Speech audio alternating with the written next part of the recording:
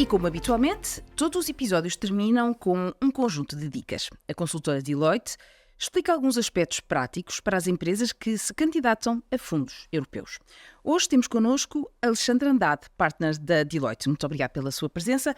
Quais é que são os principais desafios que as empresas enfrentam quando se candidatam a fundos europeus?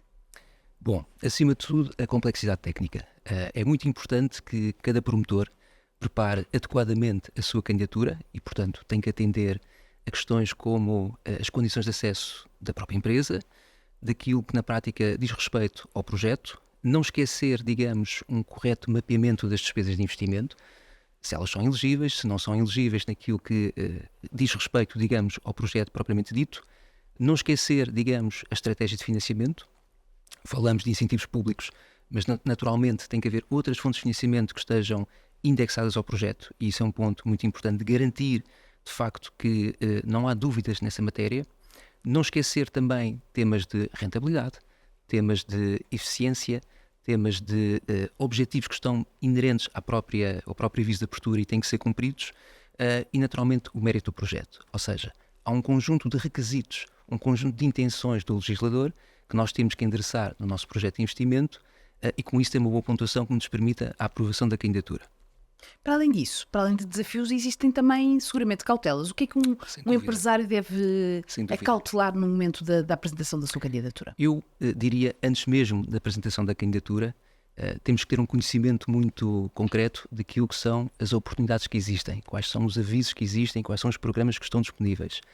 Há muitos programas que são conflituantes, temos que optar por um ou por outro, outros que são cumulativos, podemos ter apoios financeiros e fiscais, e a melhor forma de nós conseguirmos maximizar os apoios públicos é compreender, estudar, perceber quais são os avisos que existem e depois definir uma estratégia de submissão que obedeça basicamente aos objetivos dos avisos e do próprio projeto de investimento. Dizer ainda que claramente temos que ter também toda a documentação preparada.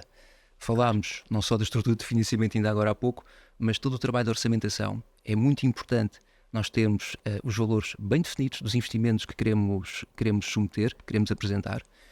Muitas vezes, em sede de análise, são pontos que são colocados e isso é lapidar para que o projeto seja ou não aprovado. Atender também a questões como, por exemplo, projetos de arquitetura, temas de licenciamento, que têm que ser também garantidos previamente para que tudo corra sem qualquer espécie de dúvidas de quem avalia.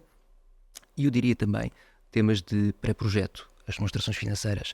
Temos condições para ir a jogo e concorrer, digamos, a um determinado programa. Se não tivermos, porventura temos que fazer, digamos, um fecho extraordinário de contas.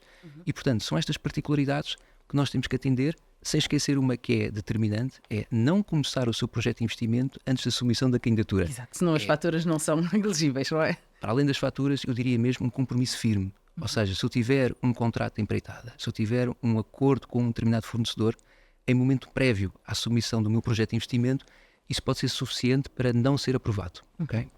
Olha, normalmente também costuma haver uma ideia de que as grandes empresas ficaram arredadas do Portugal 2030, mas na verdade não é bem assim.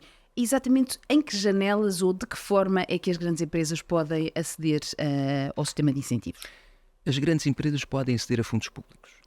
Embora o quadro seja distinto daquilo que nós tínhamos no passado, se nós pensarmos no regime contratual de investimento e projetos de grande dimensão, as grandes empresas têm acesso. E, portanto, falamos de, regra geral, há exceções, projetos de inovação produtiva com valores superiores a 25 milhões de euros ou projetos de investigação e desenvolvimento superiores a 10 milhões de euros. E, portanto, tudo isto passa por um contexto negocial, portanto, discussão daquilo que são as vantagens do projeto. São verbas que são basicamente alimentadas pelo Orçamento de Estado e, portanto, são 150 milhões por ano, é o que está definido, digamos, para este tipo de projetos, mas o que é certo é que as grandes empresas podem se candidatar.